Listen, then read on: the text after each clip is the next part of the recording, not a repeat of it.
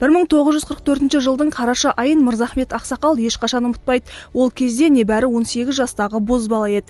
Десе де 7 жылдық білімі бар ол сол кездің өзінде күндіз егіс егіп, түнде колхоздағы сауаты жоқ ересектерді хаттануға үйретіп жүрген. Аяқ асты Қызыл армия қатарына ілінген оны әрі қарай майданға алып кетеді. Ұрыс алаңында номері 92 автоатқыштар полкі құрамында генерал-полковник Батовтың батальонында соғысады. Мен екінші линияда болдым. Передовая линия дейді, вторая линия дейді. Передовая линия тікелей немістің көзі көреді. Вторая линия айнасын қоршап, соған асауқат, киім-кешек, сосын жағы одары, адам күші керек болса адам, ат күші болса аттайтыр. Соған не керек бәрін абсолют етеді. Бірақ ода соғыс. Бәрі жауап тұр, қай жеріне барсаң да. Кейінгі шепте соғысатындардың міндеті ұрыста қаза тапқандардың орнын толтыру, оларды жерлеу, жаралыларды госпитальға жіберу, тұтқынға түскендерден жауап алуға апару еді. Жан-жақтан ұшақпен бомбалар түсіп, снарядтар жарылып жатты. Мырзахмет Жылысбаев небәрі 18 жаста болса да бойында еш қорқыныш билемегенін айтады. Көкейде тек жауды қалайда тізе бүктіріп, елге аман-есен қайту тұрған.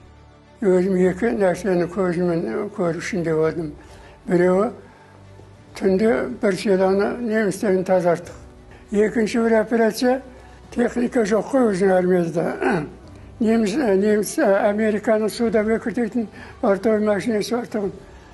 Соны орман ішіне тығып қойдықтағы үстін жапырақпен жауып, көк жапырақпен.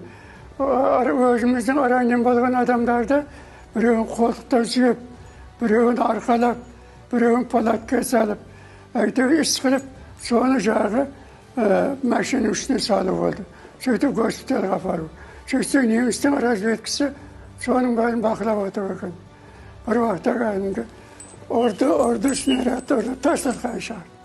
Жаңағы бір машина адамыз өлген, өлмеген ойбайлап жатты.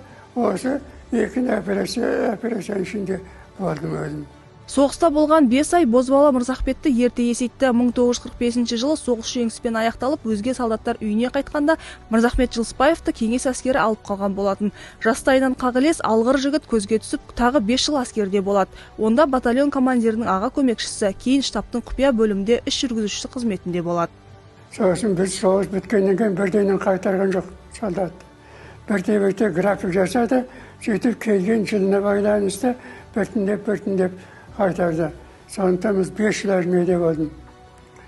Соғыстан кейін. Мырзахмет Жылысбаев соғыстан кейін елге оралған соң ұстаздық қызметін жалғастырды. Ол өмірінің 46 жылын педагогикалық қызметке арнаса, оның ішінде 24 жыл мектеп директоры болған. Жұбайы Мария Саденовамен шаңырақ құрғанына 70 жылдан асқан. Бүгінде екеуі 13 ұл қыздан 47 немере, 97 шөбере сүйіп отыр. Мырзахмет ақсақал бос уақытында өмірден көрген білгендерін қағаз бетіне түсіріп ермек қылады. Одан қалса өзінің өсиеті мен ой тұжырымдары жинақталған ұрпаққа аманат атты кітап шығарған.